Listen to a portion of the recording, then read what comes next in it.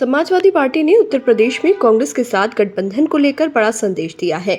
सपा प्रवक्ता फखरुल हसन चांद ने साफ कहा कि अगर कांग्रेस इमरान मसूद जैसे नेताओं के साथ खड़ी रहती है तो उसे अधिकतम 30 सीटें ही दी जाएंगी।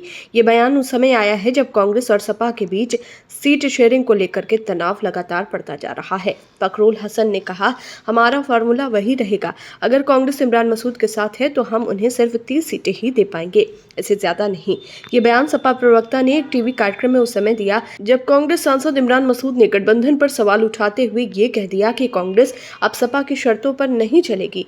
मसूद ने कहा था कि अब ये नहीं होगा कि समाजवादी पार्टी तय करे कि कांग्रेस किस सीट पर लड़ेगी। उन्होंने कहा, अब हमें किसी बैसाखी की जरूरत नहीं है। अगर कोई समझौता होगा तो वो बराबरी का होगा।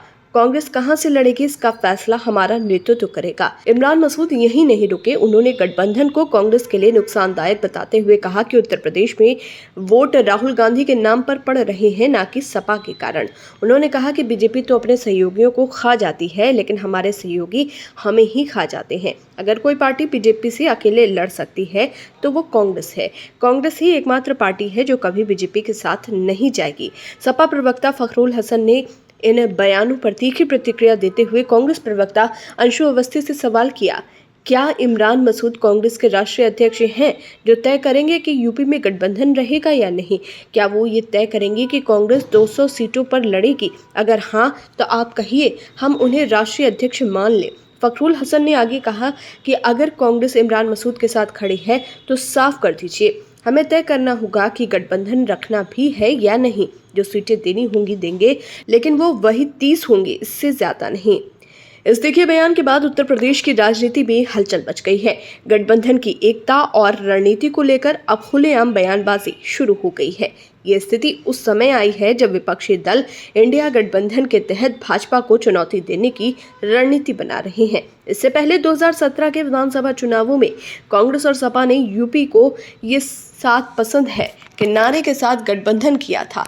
उस चुनाव में कांग्रेस को केवल 7 और सपा को 47 सीटें मिली थी। ये गठबंधन न केवल नाकाम रहा बल्कि बीजेपी को प्रचंड बहुमत मिला। 2019 में दोनों दल अलग अलग लड़े और परिणाम फिर कांग्रेस के लिए बेहद निराशाजनक रहे। अब 2024 के लोकसभा चुनावों से पहले एक बार फिर सपा और कांग्रेस के बीच तालमेल की कोशिशें हो रही हैं, लेकिन इमरान मसूद के हालिया तेवर और सपा की सख्त प्रतिक्रिया ने ये साफ कर दिया है कि आपसी भरोसे और नेतृत्व के सवाल पर गठबंधन की बुनियाद अभी भी कमजोर है। राजनीतिक विश्लेषकों का मानना है कि यदि ये मतभेद यूं ही सार्वजनिक रूप से उजागर होते रहे तो भाजपा के लिए उत्तर प्रदेश में राह और आसान हो जाएगी।